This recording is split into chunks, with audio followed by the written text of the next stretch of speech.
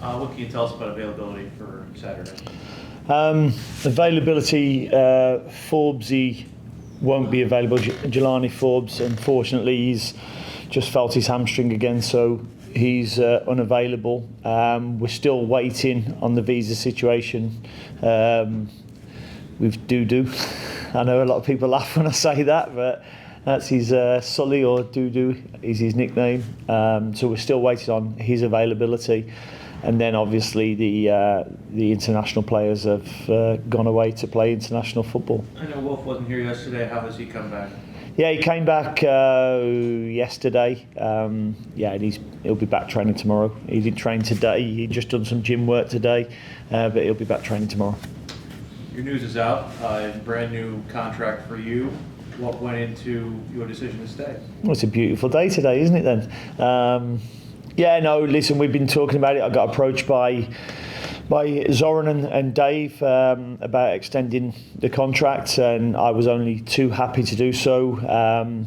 Really enjoyed my first year. Probably didn't know what to expect because not being over here to coach before in the MLS, myself and my family have really enjoyed it.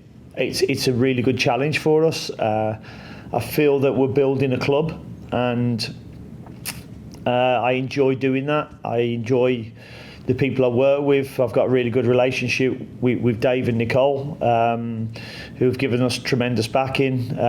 Got a really good relationship, not only working with Zoran.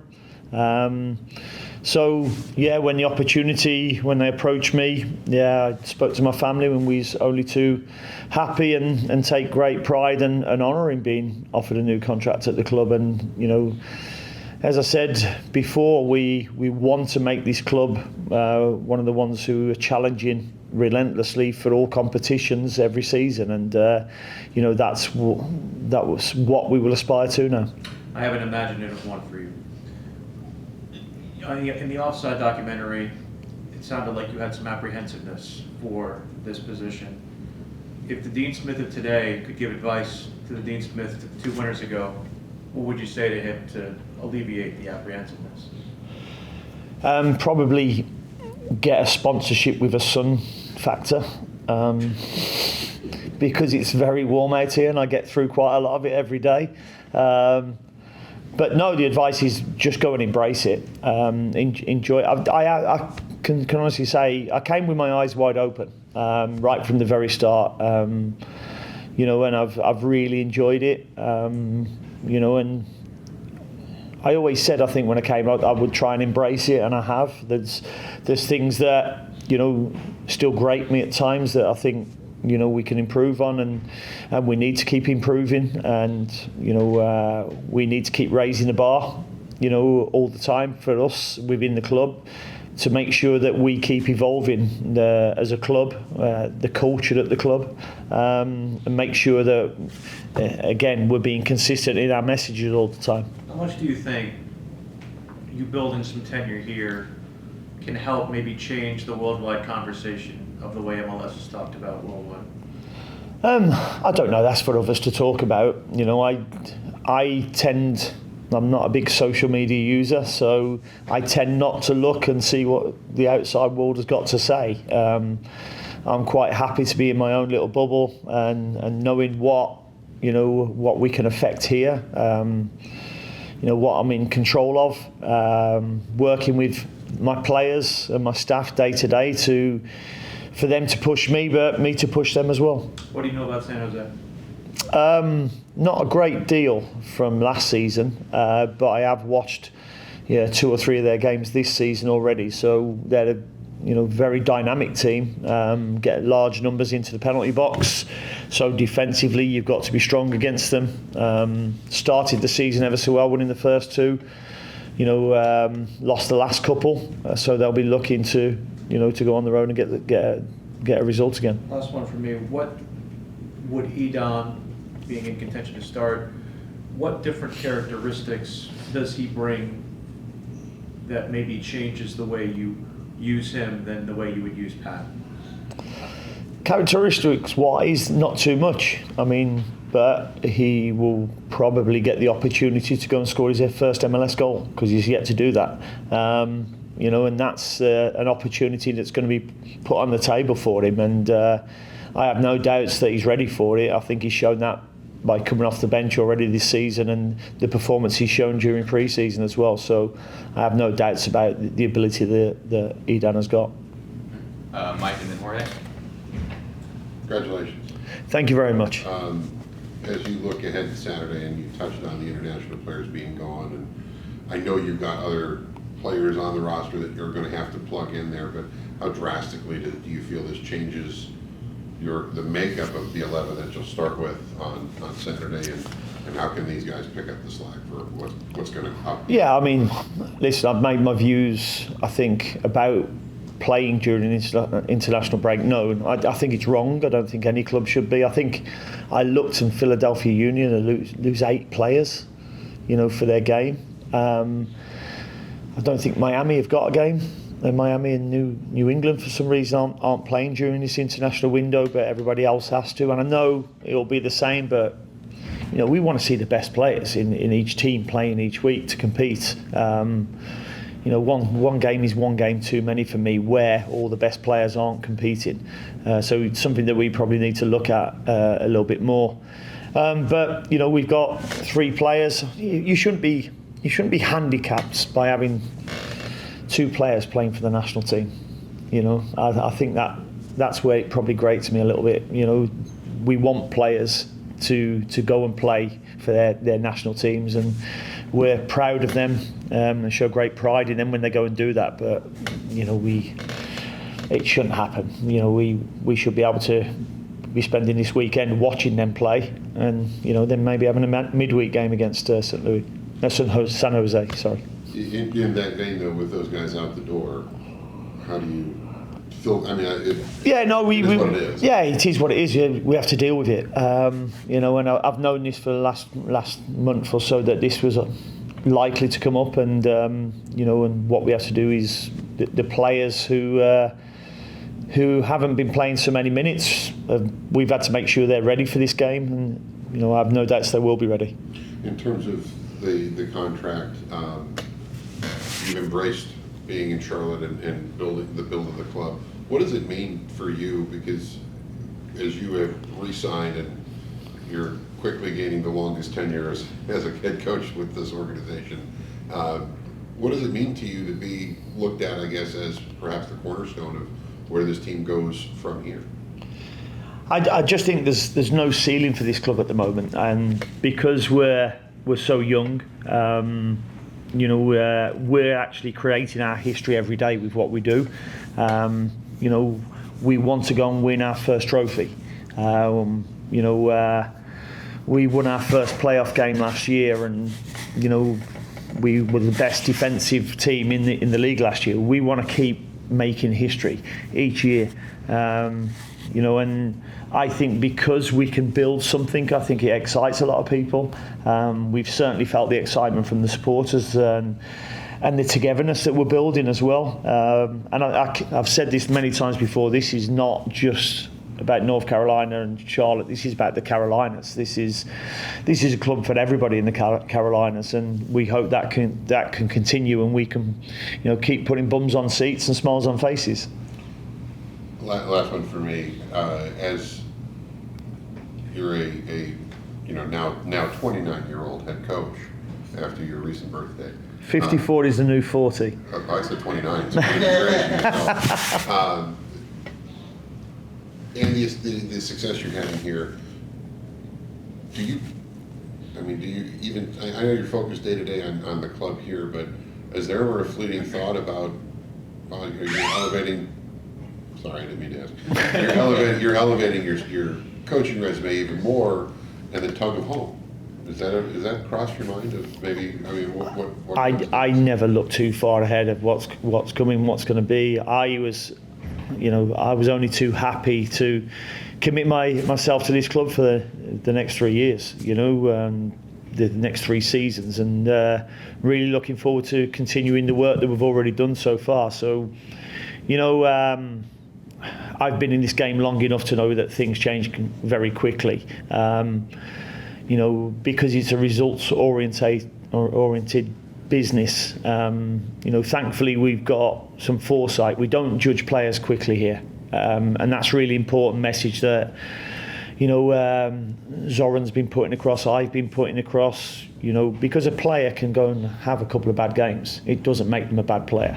And it's really important that we're not judging people quickly, because we want to actually go and develop the players individually, and then collectively the club grows them. All right, Jorge, and then Anna. 2 home matches, 2 clean sheets. What are you noticing about your defensive unit this season? I think they've been tested. I mean, you look at Lancer, they've spent 40 odd million on their front line. Last week, again, Denki spent a lot of money on the centre forward there, and we've managed to have 2 shutouts so far. So great credit to the team, not just the back 4 and the goalkeeper, but to the team. And it's something that we wanted to make sure that we want to evolve our game and not just be strong defensively, but don't forget about the basics, what we do well as a defensive unit, and we haven't, so that's pleased me. There's not been too many big chances at all against us at home. I looked back at the game last week. They've had I think they had more shots than us, but they were all from outside the box, and when you've got the league's best goalkeeper, he very rarely gets beat from there. Nice. And then I guess on the other side of that, what are some improvements that you're looking for in terms of, I guess you talked earlier in the season about, holding more possession and being a little bit more threatening in the final third? Yeah, I mean, if you look at the game in general, the first half last week, I thought we were really good in possession. But we don't keep possession for possession's sake. There's still got to be a rhyme and reason. If we can't go and break quickly and score, then it's our job to stay on the ball until we can, create a better situation. And I think we're getting better at that. I think that was seen last week as well. Final third is still. That's why teams, go and spend 20 million in the window to go and get strikers that they believe can go and make that difference. We feel we've got some in the building that we can work with and develop into that kind of striker. So, we're developing and getting better. When you hit your pinnacle, or not hit your pinnacle, you hit a pinnacle coaching Aston Villa, a club that you supported. Post that, when you were kind of looking at next projects to take on, obviously you coach still in the Prem, but was a project like Charlotte something you ever thought that would come your way? Interestingly, I'd always thought about, even when I was first started out coaching, that I'd like to go abroad somewhere and coach somewhere different. As I said, I'd only ever been in England coaching before, so did I see myself in America? No, I didn't. I thought it would be somewhere in Europe, but I think I've said before, I think it's really, I was really pleased to see Eddie Howe win the Carabao Cup last week with Newcastle, because I think English coaches get, a bit of a bad press out in the UK, because there's a lot of international coaches within the Premier League. And to be a British coach, I think you probably have to take a team into the Premier League to get that, to coach in the Premier League. So it's good that he's actually won the trophy now. Graham Potter's doing really well. But I do feel that British coaches need to go abroad more and coach abroad and see different cultures, see different leagues, and test yourselves more, because it's certainly a great experience, and I'm enjoying this experience here now. Thank you very much. Appreciate it. Anna, and then Mika. Congratulations. Thank you. I'm thrilled for you and your family. That's exciting news. Outside of just Charlotte, obviously Charlotte, the success of Charlotte hinges on success of MLS, right? So what excites you about the direction MLS is heading? I think, there's better players coming to the league. I think there's better coaches within the league. As I said, it's a challenging league. Maybe people's perception, unless they watch it regularly, it's getting better and better. I think the ideas that are coming through as well. You know, there's even talk about, you know, now mirroring worldwide football in terms of their winter window, and I think that would improve the league as well. You know, so there's better players, better coaches. I mean, we've got Gary Dicker come here who's now in charge of the Legacy, who was an under 21, under 23 coach at Brighton Hove Albion in the Premier League. I think getting people like him attracted to this club, but also this league, is only going to improve it. Anything you like about living in the Carolinas that you don't miss about England? Well, the weather's not bad. Yeah. The weather's not bad. Yeah, I mean, yeah, it's nice to, you know, you're never too cold, which is good, and you're never too wet, which is even better. So the climate's definitely good, but the people as well have been so welcoming. Cool. And then Pep in particular, you had mentioned a few times he's not 100%, but we saw a really nice performance from him last week against Cincinnati. Where is he at right now, do you feel like? Yeah, no, he's getting closer. I mean, he's not missed a day's training, you know, since the end of pre-season, which has been really good. He's getting up to speed. I thought he played between the lines really well. As we saw with Patrick's goal, how he set that up from a great ball from Melanda. So, yeah, he's getting up to speed, and, you know, I'm liking what I'm seeing so far. Yeah, you mentioned Melanda and just the back line without Ream this upcoming weekend. Outside of like personnel differences, right? Like depending on who plays in that left back position, what defensive adjustments might you have to make without a presence like Ream? I think he's experienced for one. You know, seasoned international, played in the Premier League for the last 10, 12 years. So very experienced, very calm on the ball. I thought he had one of his best games last week. You know, so we're going to miss that calmness, the experience that he brings as well. So, you know, somebody has to step up to the plate with that as well. But I'm seeing growth in leadership in a lot more players now. Adi Melanda and Privet, you know, are starting to become leaders as well. Is there one in particular who's maybe more vocal that can potentially replace that? What Ream maybe brings? I think there's a few of them who are starting to get more vocal, and that's an encouragement we're making. You know, Westy is anyway as the captain. I think Wilf has brought that to the team as well. Nathan Byrne is naturally vocal, so you know, I think the players are starting to get a lot more vocal.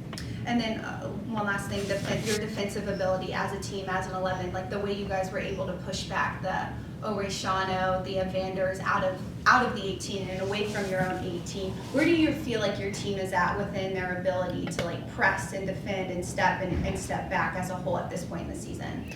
I think we're in a good place at the moment. We understand, you know, when to go and press, when not to. You know, there's a lot of teams that want to draw you out and get you pressing early.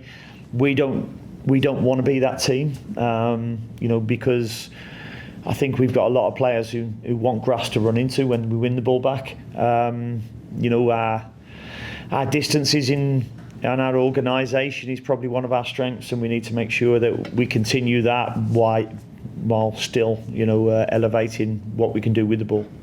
Thank you. Cheers, thank you. We'll go Mikhail, and then we'll go to our Zoom. So if you have a question there, raise your hand. How does your contract extension change and does, you know, have an impact on your transfer decisions, knowing that you're going to be here for a longer time?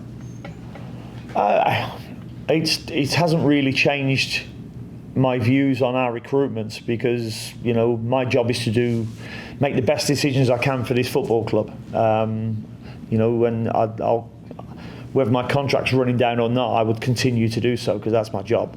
You know, and you know, but once I spoke to Dave and Zoran, I was only too happy to, you know, to commit to the club. Now, Yuri played a lot as a 9 in his current legacy days. Could we see him potentially subbing in for Toklamari at some point as a 9? He could start, but he could start on the side, or he could start, you know, as a 9 as well, because Liel has obviously gone to join up with Israel. So, Yuri's a player I like. Unfortunately, he got an injury in pre-season as well, so he's been playing a little bit of catch-up, but he's fully fit now and raring to go. All right. Thank you. Thank you. All right, Carol? Congratulations, Dean. Thank you, Carol. I wonder if you got a Quill Hall membership out of this contract extension. I was going to push Dave and say at least 10 rounds a season. That'll work. I'm wondering what your ambitions are as a coach. I mean, what do you think about when you think about what you want to do? I want to win things. I came here to win things. I think we've got the ability, we've got the backing to go and do so.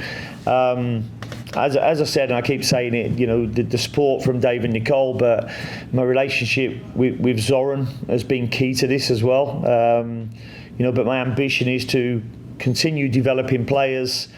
I want more players to go and play internationally. Hopefully we won't be playing on international weekends then, but I want to help develop players who can go and play for their countries. And hopefully, we'll have Premier League clubs coming up and wanting to buy our players as well. And that's what the ambition should be for not just me but for the club. Do you envision yourself back in England, or are you just taking it like whatever situation you're happy in, you stay, or just taking it one contract at a time? Yeah, no, I mean, you look at my career, I spent, 5.5 years as a manager at Walsall, 3 years at Brentford and Aston Villa come calling. So I would consider myself as a very loyal person.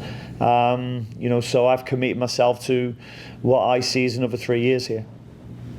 When you say things that grate you about this situation, is that mostly MLS and some of the rules, or is it anything within the club you'd still like to see changed and shaped? No, listen, you have loads of different goals when you come into the building. You'll have short-term goals of trying to get results straight away just to, make sure people are happy, but your longer term goals are creating a club an environment that people enjoy coming into work every day, and we're continuing to still do that.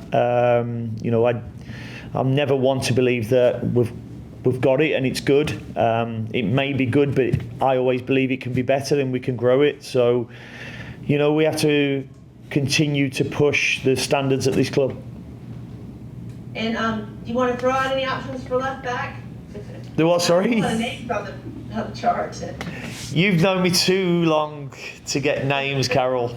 All right, we'll use process of them. Thanks, team. Thank you. All right, we'll go to Luke, and then we'll end in the room with Willie P.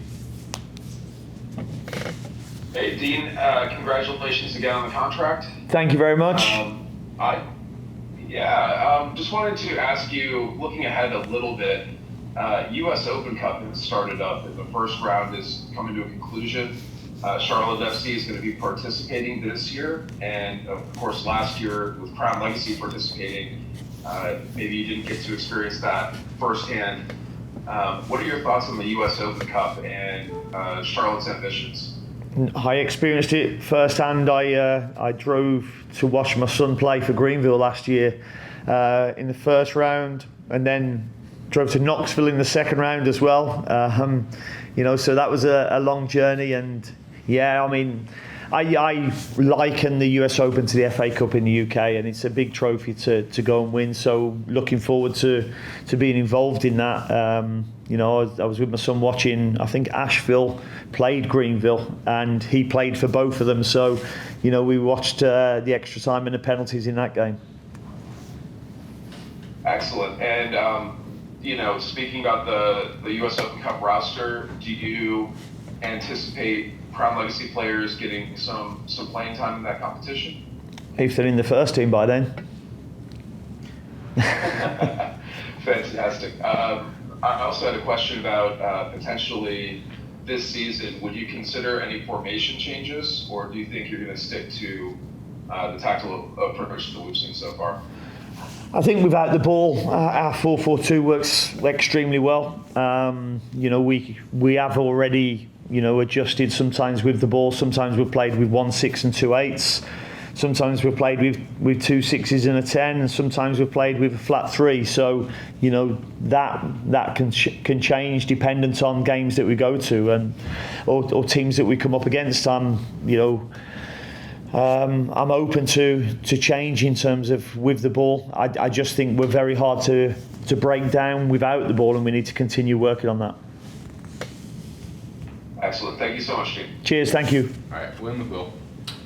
When Tim was signed last year, I think the conventional wisdom was that Tim would slot into that center back role next to Malanda. It developed that you put him at the left back, and it's maintained the partnership with Malanda and Privet. How much have you seen Malanda and Privet's relationship grow, and how important was that to keep intact as you develop some continuity there? I think I decided, I think Tim had come in and played the first couple of games, Montreal away, I remember. I think Tim scored that day as well. And then we decided, you know, to bring Tim in or play Tim and bring Privs back into the team and build in the 3, but still use Tim as a left back. And I think we kind of fell on that a little bit, but it's actually worked well. You know, we like to have Tim with us, but we're without him this time. So, you know, somebody else will have to come and do that role. But, you know, the chemistry and the relationships are really big in terms of what you're building all the time with players. And, you know, one of the things I keep talking to the players is about their body language and how that can affect the opposition and how you play. And I've been really pleased with what I'm seeing so far from the players this season. I think that can go and continue. The longer you play together, the more chemistry you create between each other as well. And lastly, Carol asked about a golf provision. Is there a wine provision in your contract? Our content team drew up a contract, and part of that contract was that they should party to a couple of bottles of wine for every clean sheet.